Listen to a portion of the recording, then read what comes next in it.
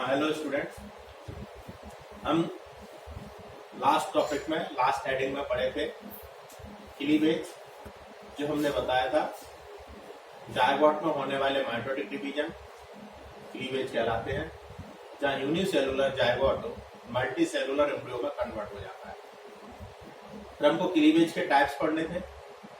तो first heading जो थी क्लीवेज के टाइप्स में, वो एग पर डिपेंड थी, जिसके दो टाइप्स थे, होलोब्लास्टिक और मीलोब्लास्टिक, जब आपको लास्ट टाइम पे पढ़ा चुके हैं।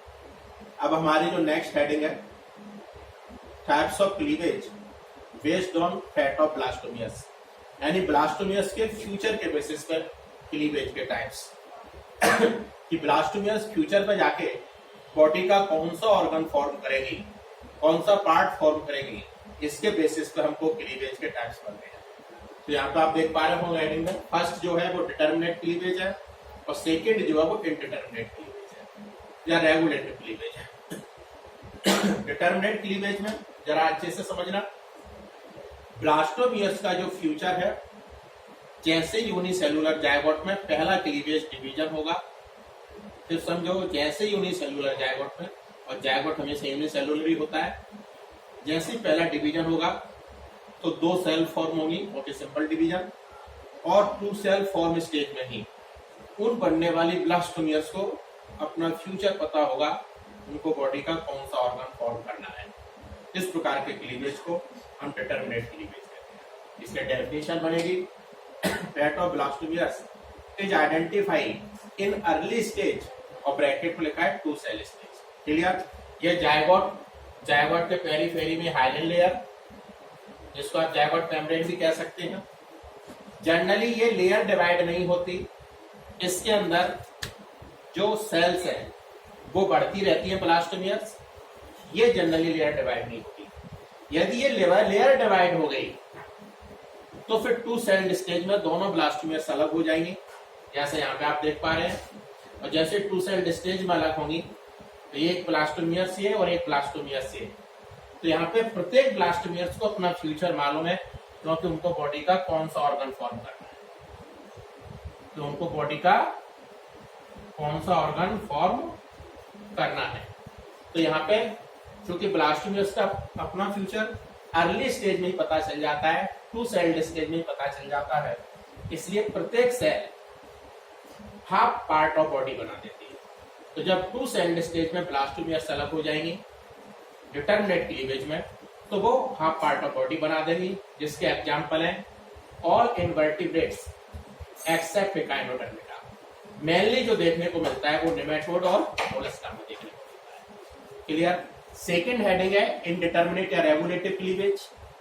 समझना, यहाँ पे ब्लास्टोमियस को अपना फ्यूचर अर्ली स्टेज में पता नहीं चलता, लेट क्लीवेज में जाके पता चलता है। और लेट क्लीवेज को हम कह सकते हैं लेट ब्लास्टुला या फिर अर्ली गैस्टुला।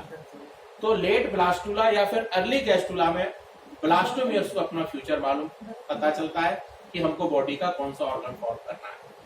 यदि जैसे जायगोट में पहला क्लीवेज डिवीजन हुआ, दो ब्लास्टोमियस बनी और उन दोनों ब्लास्टोमियस को सेपरेट कर दिया, सेपरेट हो गई, तो उनको चूंकि अपना फ्यूचर मालूम नहीं है, क्योंकि ब्लास्टुला और गैस्टुला जो स्टेज है वो तो बाद में आनी है, तो उस कंडीशन में जो प्रत्येक सेल है वो कंप्लीट एनिमल बना देगी, जैसा आपको डायग्राम में दिख रहा है। ये जायगोट टू सेल्ड स्टेज में दोनों को अलग किया, प्रत्येक ब्लास्टोमियस ने एक कंप्लीट एनिमल बना दिया। एग्जाम्पल लिखा है ऑल वर्टिब्रेट्स एंड एकाइनोडर्मिटा। हम अपने केस में देख सकते हैं, जायगोट बना, जायगोट में पहला क्लीवेज डिवीजन 30 घंटे में होता है, और वहां पे यदि हाइलेन लेयर भी डिवाइड हो गई, दोनों ब्लास्टोमियस सेपरेट हो गई, तो प्रत्येक सेल एक कंप्लीट एनिमल बनाएगी। और ऐसी कंडीशन में दो जुड़वा बच्चे, जिनको हम आइडेंटिकल ट्विंस कहते हैं, पैदा हो जाएंगे, रामश्याम सीता लीना, जो कि एक दूसरे की कार्बन कॉपी। क्लियर? अगर हाइलेन लेयर पूरी तरह से सेपरेट नहीं हुई, कहीं वो लेयर कनेक्ट रह गई, तो आपने देखा होगा ऊपर से दो सेपरेट बच्चे बट नीचे से जुड़े हुए रहते हैं, या फिर नीचे से दो सेपरेट ऊपर से कनेक्ट रहते हैं। कहीं पर भी यदि कनेक्शन रह गया तो इस प्रकार के ट्विंस को हम सियामीज बोलेंगे।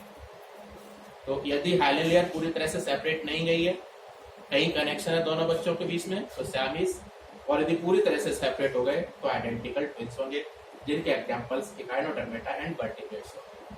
तो डिटर्मिनेट में ब्लास्टोमियर्स का फ्यूचर अर्ली स्टेज में क्लियर हो जाता है, टू सेल्ड स्टेज में क्लियर हो जाता है। इनडिटर्मिनेट या रेगुलेटर में लेट क्लीवेज, जिसको हम लेट ब्लास्टूला या फिर अर्ली गैस्टूला कहते हैं, उसमें जाके क्लियर होता है। इसलिए आप देख पा रहे होंगे इनडिटर्मिनेट में टू सेल्ड स्टेज में ब्लास्टोमियर्स को अलग करने पर कंप्लीट एनिमल फॉर्म हो रहा है। ठीक है, अब इसके आगे जो हम बताएंगे कि कैसे जायगोट गैस्टूला में कन्वर्ट होता है, इसके बाद वाली हेडिंग मिलेंगे। फिर पैटर्न ऑफ क्लीवेज है वो उसके बाद वाली हेडिंग मिलेंगे। Thank you.